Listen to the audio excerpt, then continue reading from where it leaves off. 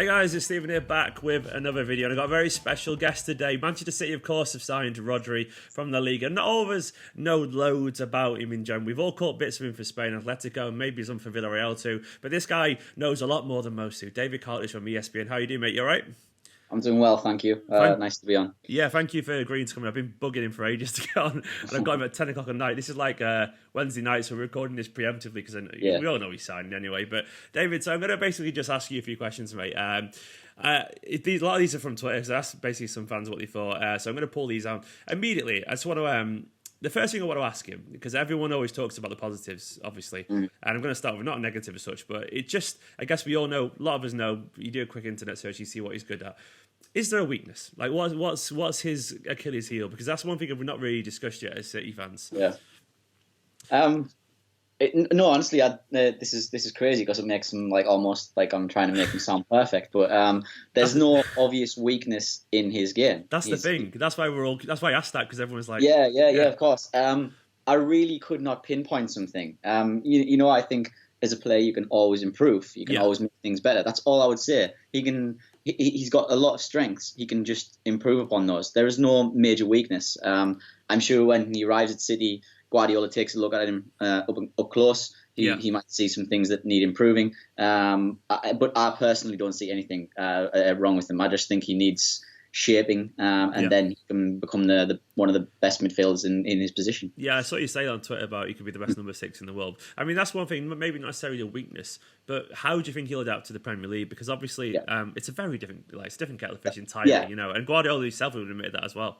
Mm-hmm. That's the only thing that I guess I would say, but it's not even a weakness on his part. It's just a case of adaptation. The league is a lot quicker.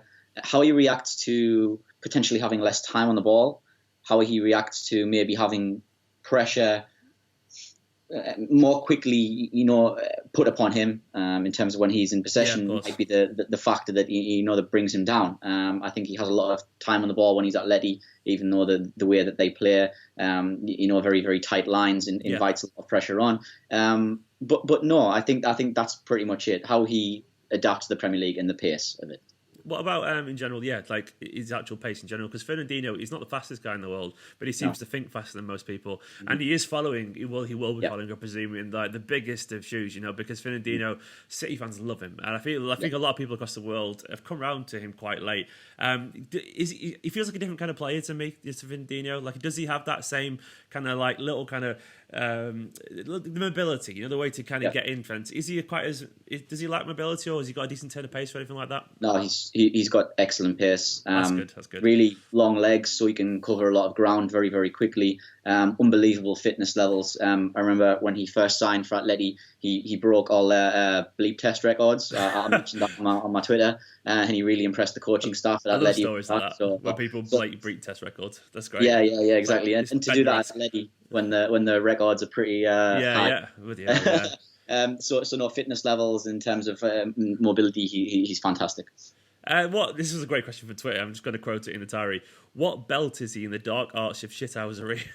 Which is, i.e., has he learned from Simeone yet? Like, I don't know. Has he learned anything from Simeone that way? I actually saw someone say that. I think it might have been Tidlow, actually, who said on a video that when he left Villarreal, he went to Atletico allegedly to try and learn something that he felt was a deficiency of his game in terms of like aggressiveness. He was too soft. He was too soft. He was too naive, too young. Villarreal, very nice team, but not gonna, and you go to Atleti and you shape your personality. And I think the role that he plays, you need to be a bit of an evil bastard. And I think he's picked that up a little bit. Yeah, absolutely. And I think as he develops, as you get older, he becomes more wise, and he'll bring more tricks into his game, and I'm all for that personally. I'm quite a fan of shithousery, so if he brings that to the table at City, fantastic. Oh, likewise. Well, that's the one thing Fernandinho gets. I don't think he's probably got quite as nice as face as Fernandinho. Fernandinho has that ability to just like smile at people. He could slap your mum in the face and you forgive him. I don't know how he does it, but he does get away with it. Like, how was his role different at Atletico compared to Villarreal, for example? Like, was he positioned differently or anything like that, or? I thought at Villarreal, he was licensed. He was given more license to run forward, be more of a box-to-box type player. That was largely due to him replacing Bruno kind of a legendary cult figure there at Villarreal, who had been injured, and Rodri kind of came into the team for him. So it was required to have somebody of that build, of that type. But at Atleti, he sat more. He read the game. He learned to become more composed and focused. He learned not to have the ball as much. He learned to be more restrained in terms of his movement.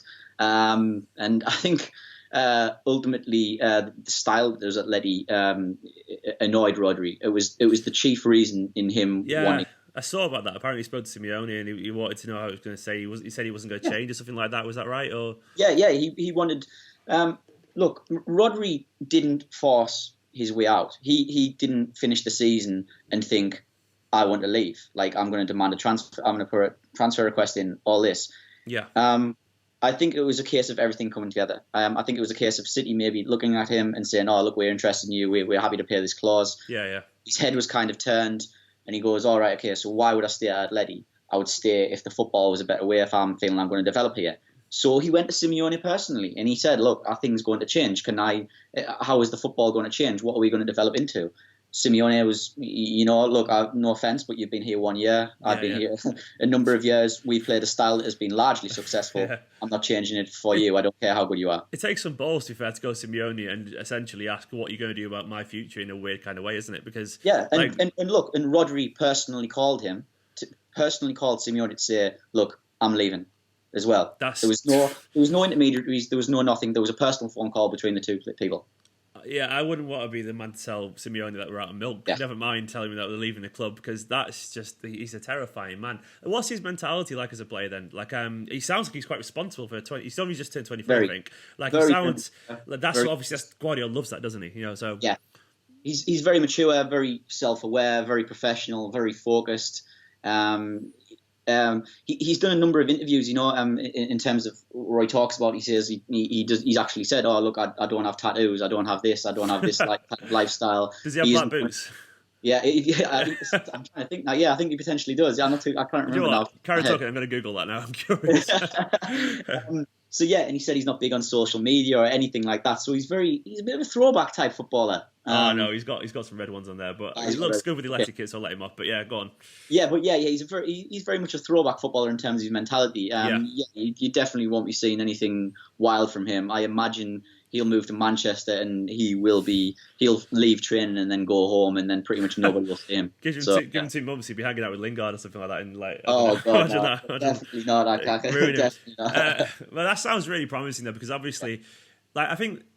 I'm not getting ahead of myself here, but there is kind of almost like a gap for potential captaincy at City, because Guardiola, obviously, he does tend to choose the older players, but we are losing a bit of authority, because Kompany's gone, obviously, David Silva's going the year after, Fernandinho could be going after that. So someone who's going to come in and maybe just sense, I guess he's got an aura because he's a big guy as well, isn't he? So maybe that kind of breeds into that confidence. It would be good to have someone come in and have that, almost this kind of focus. And I guess I guess he would also bring hunger as well, wouldn't he, to the team? Because no, absolutely, very, very driven kid, very ambitious. Honestly, he's just a great personality to have in the dressing room. How far can he go then? How far can he actually go? Because he sounds an absolutely exciting player.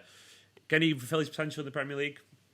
Yeah, well, absolutely. He can be the best. Look, the number, if whatever you want to call it, the number 5, number 6 position, whether it's a hybrid between the two, whatever that role, he can be the best in the world in that position. He can be one of the best deep line midfielders in the world, absolutely, if not the best in a few years.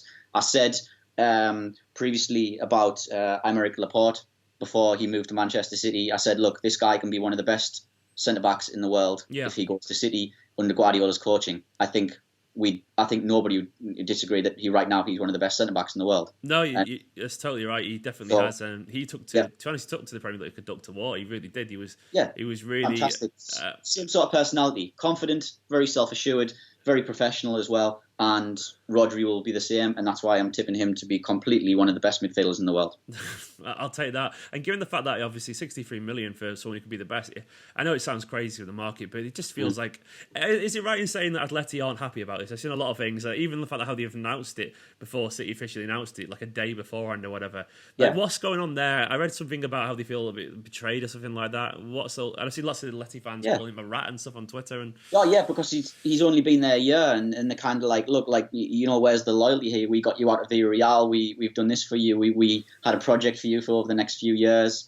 And they find it strange that he's almost, like I said about the style of play, he's questioned that. They're almost a little bit taken aback by that and how he's acted in that sense, and the fact that, look, a lot of the players who have left have been there, a few years. Griezmann's leaving now, but he's been a few years, so you can maybe forgive. Godin as well is leaving, hasn't he? Sorry? I think Godin left as well. Left as well. And Godin's a legend, people understand. There was almost, even Lucas as well. Lucas left for Bayern Munich as well. There were, people were almost accepting of that slightly. But like I said, there was a little bit of a clique there. Yeah, I think I read that on your Twitter earlier. And Rodri and Theo Hernandez, who left as well, they were very close, had their own WhatsApp group outside of the players, blah, blah, blah, and things like that. So Atleti were, they're a bit annoyed with his attitude and how he's isolated himself. Well, I mean, obviously he's got what he wants now. He sounds like he's a really ambitious lad. One last question from myself. It's a bit of an unorthodox one, just because of City's situation. Obviously, if it's a Kompany's gone, or Mendy's starting to agitate for a move potentially. This is Pete Guardiola. You know what he does? He puts people in different positions. Could you potentially see him maybe being centre back every now and then? Has he got the?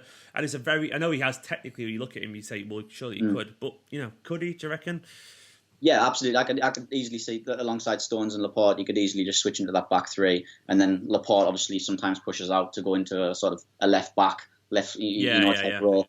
So I absolutely could see Rodri dropping in right now. I'm not saying start him there. I remember like City used to do with Javi Garcia. I wouldn't want to do something like that. What a handsome bastard he was as well. Yeah, absolutely. So I wouldn't want to do something like that. But yeah, if needs must, if he has to drop in during a game potentially, okay, I understand it. But yeah, definitely. His best position is absolutely just in front of the defence, taking the ball off Stones, taking the ball off Laporte, and pushing the team further up the field. I think he'll go straight into the team as well, because Fernandinho picked up an injury in the summer, and he's getting older. I think he's just going to start. He's obviously he's signed as well at a good time, in terms of pre-season. He'll get a full season under his belt. I'm excited about him. David, thank you so much for joining me, because these are all the questions that are in the comments and all that kind of stuff, and the ones that I've attempted to answer myself with knowing near the intelligence. So thank you very much for that, mate. Everyone go follow David on Twitter and all that kind of stuff. Anything else? Anywhere else you are in regularly? It's just on ESPN. No, man, that's good. Yeah, I'll put David's Twitter in the top comment below in the link and all that kind of stuff. David, thank you very much, guys. Hope that answers all your questions about Rodri. What a signing, what a summer this is coming out to be. Hopefully we've got a fantastic player. Don't forget, if you are new to this channel, make sure you hit that subscribe button. Make sure you get in the comments below and all that kind of stuff. Go check out the Angelino video, the Rodri one from yesterday. Say thank you to David in the comments, and I'll see you very, very soon.